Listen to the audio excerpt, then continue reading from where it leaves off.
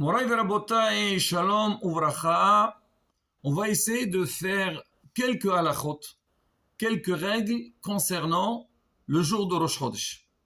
On sait que dans la tfila, on doit faire Ya'ale Ve'avo. Ça, on sait que les jours de fête, alors à Retse, on appelle ça dans la Avoda, on fait Ya'ale Ve'avo pour mentionner donc l'événement. À Rosh Chodesh aussi, on doit dire Ya'ale Ve'avo, Biyom Rosh Chodesh Hazeh.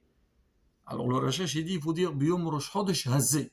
Parce que c'est vrai, selon la grammaire, on doit dire Rosh. Si tu dis Hazeh, il faut dire Chodesh Hazeh. Mais on dit non, il faut dire Rosh Chodesh Hazeh. Alors on doit faire donc ce Ya'ale Ve'avo et aussi dans Birkat Hamazon. Maintenant on va essayer de voir ensemble. Donc c'est quoi le din pour celui qui a oublié? C'est vrai, tous les jours on ne fait pas Ya'ale Ve'avo et des fois on peut s'oublier. Il y a beaucoup de minhagim sur ça avant de commencer la Hamida. Alors il y a des gens, voilà, ils disent Rosh Chodesh. Là pareil, il faut rappeler, surtout avant la prière, parce que quand on va commencer la Hamida, on n'a pas le droit de parler. Il y a certains qui tapent sur la table pour rappeler. Tout ça, Rabota, et j'ouvre une parenthèse, c'est vrai, c'est des, comme on dit, c'est des habitudes. Je ne veux pas appeler des minhagim, qu'on fait pour rappeler, il s'est rapporté, mais il faut aussi, Rabotai, respecter un ordre à la synagogue. Et ne pas, tu vas voir les gens, tout le monde va taper sur la très fort. Ça dérange, je vais prier. Ah, il y a un, peut-être Hazan, il fait ça parce qu'on a l'habitude de faire ça. Moi, je me rappelle, en Tunisie, on disait Rosh Chodesh avant de commencer la Hamida. Mais il n'y a pas une obligation. Des gens, ils pensent qu'ils n'ont pas dit, leur Hamida, elle ne passe pas. Pas du tout. Le Hazan, il a dit, c'est bon. Le premier qui arrive à aller Ve'avo, il dit à vote, il y a aller Ve'avo. Bon, on va dire 1, 2, mais que ce soit toute la synagogue comme ça devient un jeu qui arrive le premier à faire aller Ve'avo. Rabotai, bon. Alors c'est rapporté que l'homme, il doit dire à voix haute pour ne pas oublier qu'il a fait. Mais tu n'es pas obligé de faire à voix haute que tout le monde t'entende. La Hamida, tu l'as fait. Et bien ça, Rabotai, c'est d'ailleurs Bezrat Hashem, on fera un jour les halachot, comment on doit prier le Kahal et le Sheref Tzibur. Toi, quand tu arrives à aller Ve'avo, tu vas dire aller Ve'avo. Comme ça, tu t'entends que tu as dit ça. Parce que des fois, une fois qu'on a fini, on ne se rappelle pas. On ne se rappelle pas si on a fait ou pas. Alors, tu fais un petit peu plus haut et tranquille. Mais sinon, pour le Kahal, alors si on a lancé au début, ou il y a un qui a lancé, c'est bon, la bataille. On va pas, il ne faut pas faire de ça un grand bruit dans la synagogue. Bon. Alors maintenant, concernant dans la Hamida, alors la bataille, il y a une différence. Si quelqu'un il oublie aller Ve'avo, dans la prière de Arvit, je parle de Rosh Chodesh, parce que les fêtes, c'est différent aussi. Rosh Chodesh, entre le soir, tfila de Arvit, et la tfila de Shaharit et Minha. Alors, on va parler de Shaharit et Minha, après on revient à Arvit.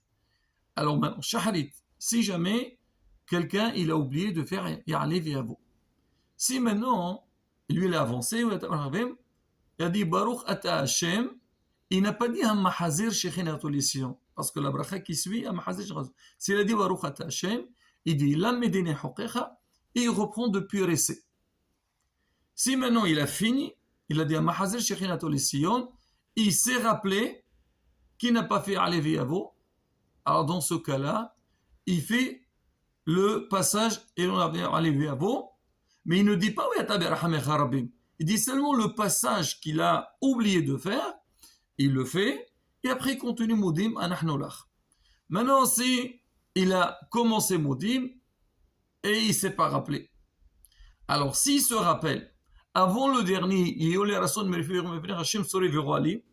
avant de reculer, s'il n'a pas encore dit ce passage-là, alors il reprend depuis RSC, il fait arriver à vous, il fait tout le reste. Maintenant, s'il a fait même s'il n'a pas reculé, donc il a raté sa Hamida, il doit refaire à nouveau. Il doit recommencer toute la Hamida. Donc cette règle concerne aussi bien Shaharit que Minha.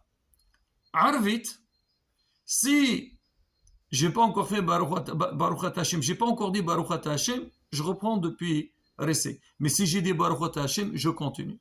Parce qu'on dit Arvit, alors si on a oublié de faire Ya'ale Ve'avo, on n'a pas besoin de recommencer. Pourquoi?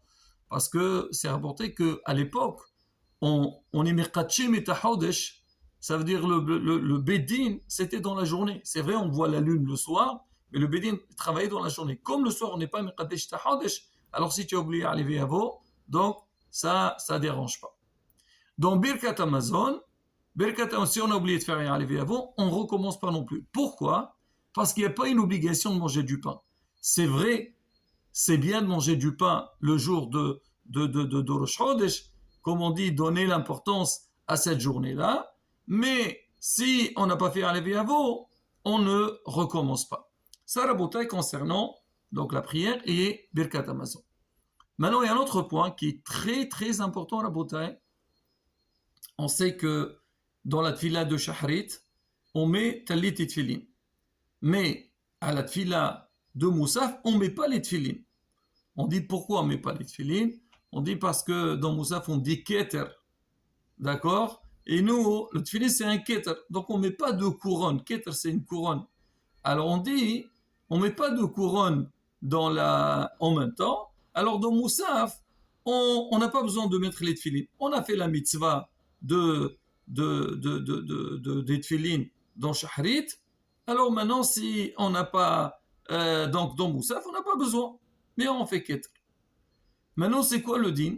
Si quelqu'un, lui, il est arrivé en retard, et lui, il fait encore Shahrit, et les gens, ils font Moussaf. Alors, ils arrivent à keter. Qu'est-ce qu'il fait? Alors, on dit, et lui, il va faire avec eux.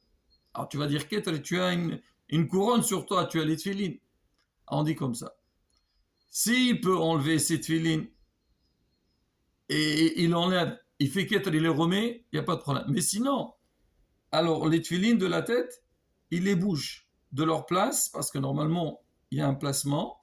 Il les déplace de leur place, comme ça, il n'est pas en train de faire la mitzvah, et donc, ça ne dérange pas.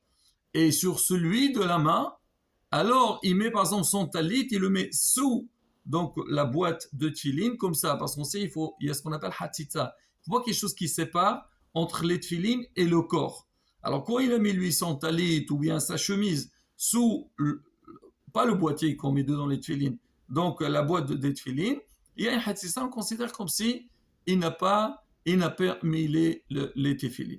Ça, c'est le Ben Ish Chai rapporte, si quelqu'un y met Rabbeinu Tam, bon, il faut essayer de le faire avant Moussaf, mais d'ici tu as fait Shahrit, donc tu ne peux pas mettre, mais tu le mets à Minha. Bon, sur ça aussi, Rabotai, il y a des fois avec, mais ce qu'il faut faire, il faut essayer de mettre même Rabbeinu Tam avant la tfila de Moussaf, comme ça on est tranquille, on n'entre pas dans les discussions.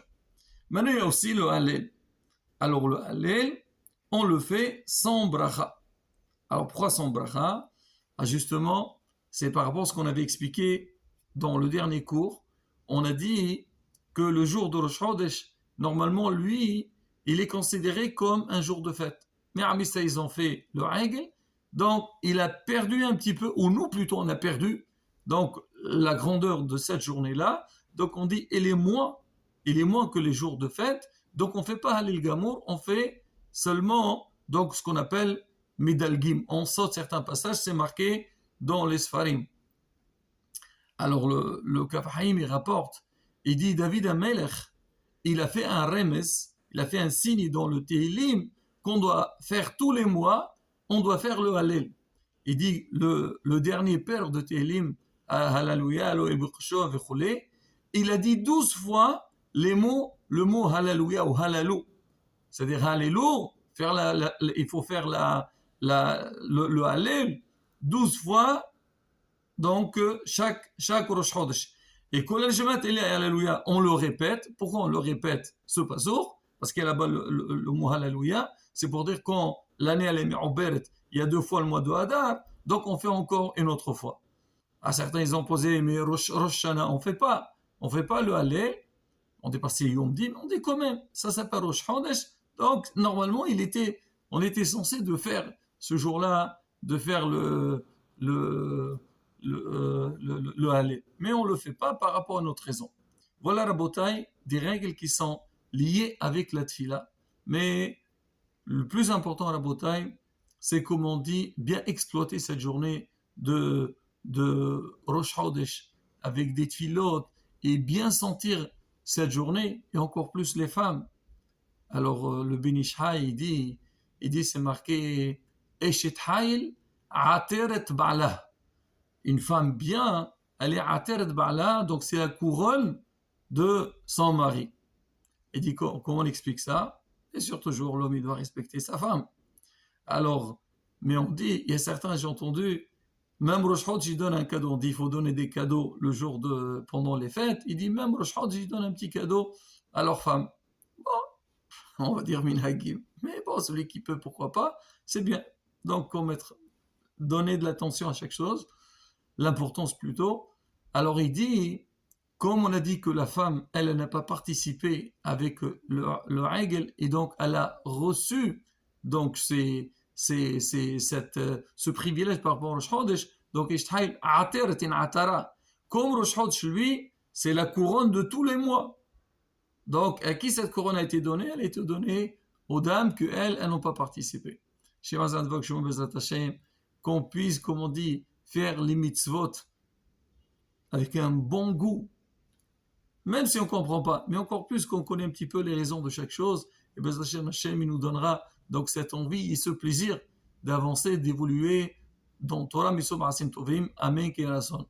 Chodesh Tov, on vorach.